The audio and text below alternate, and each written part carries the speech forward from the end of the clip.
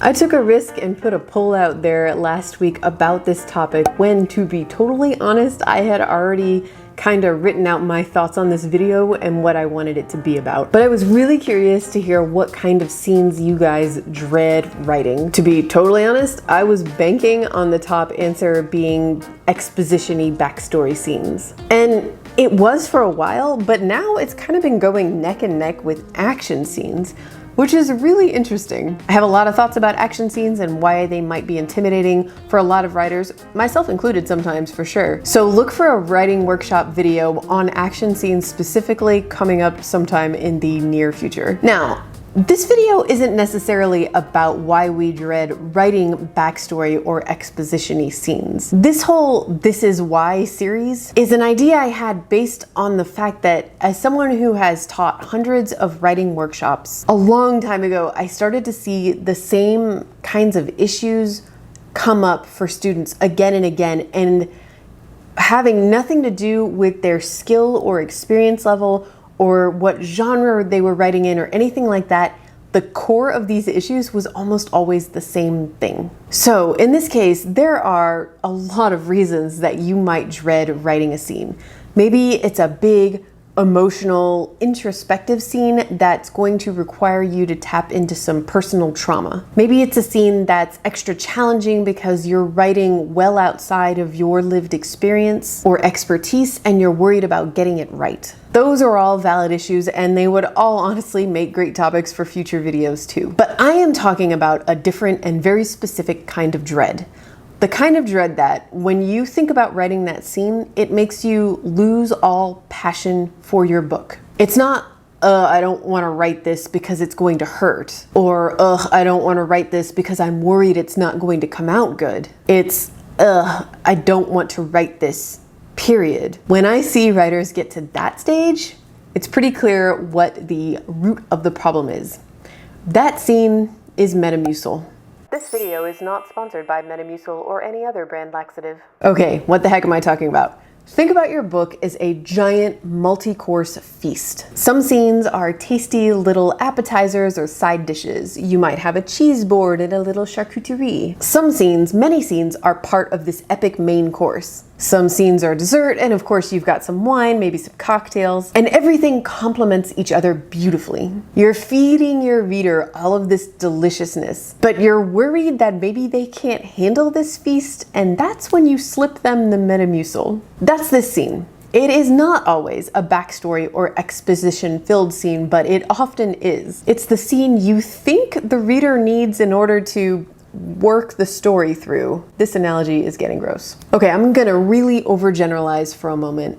If there is, in my opinion, a clear marker between an amateur writer and a master writer, and to be honest, I very frequently fall on the amateur side of this line, it's the ability to trust your reader to infer, to not spell everything out, to not over-describe or over-explain, to not force medicine down their throats. For one reason or another, you think your reader needs this scene in order to better understand or completely understand your protagonist or some part of your plot or some part of your world, anything. And that may or not be true. There might be important and necessary information in this scene, but the bottom line is that if you are dreading writing the scene, your reader is not going to enjoy reading the scene. They did not ask for a laxative. They want another piece of cheesecake. Now again, I really want to reiterate, this Metamucil scene might be an emotional, introspective scene. It might be an action scene. It might be a reveal scene. It might be any type of scene, but more often than not, the reason the writer is dreading writing the scene is not because of what happens in the scene, if anything does happen in the scene, but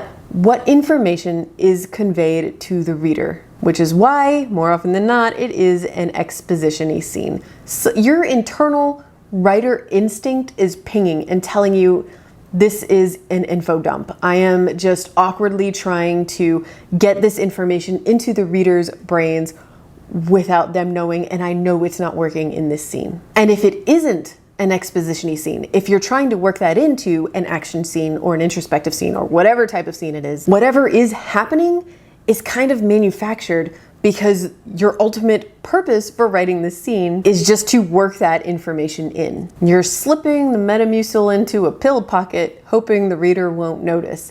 But he's gonna notice. Okay, so how do you fix this? What you need to do is figure out what it is in this scene that the reader needs.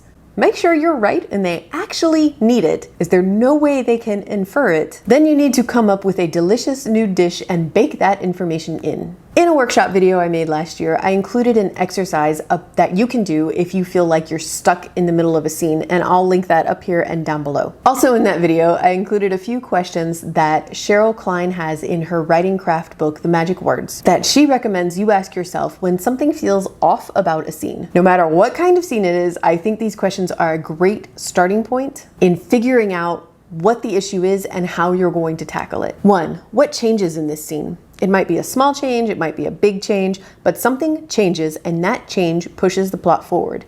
If nothing changes, well, that might be why you're dreading it. You're missing the forward motion. 2. What do we learn about the characters through this scene? How do they change thanks to this scene? What's its emotional point? Maybe you know exactly how this affects your plot, but you haven't figured out how it affects your characters. What emotions were they feeling when the scene started? What do you want them to feel when it ends?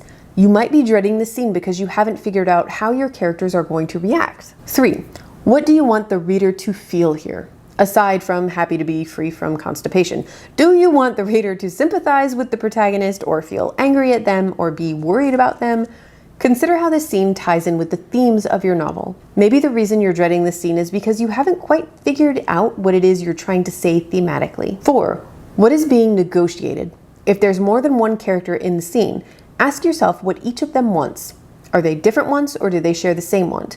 What obstacles are in their way? Who gets what he wants and who doesn't?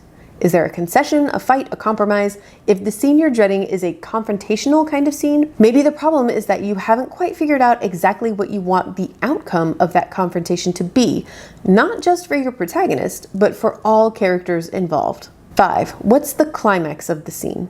Every scene has beats. Setup, rising action, climax, fall. If you don't know the climax, you don't know what you're building toward, and that might be why you're dreading it. Or maybe the climax is in the wrong place, like it happened near the beginning of the scene and now the rest of the scene feels pointless.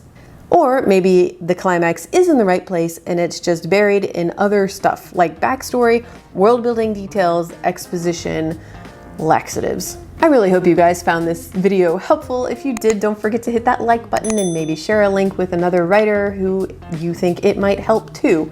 I can word. I will see you guys on Friday with another vlog, and until then, keep writing. Bye.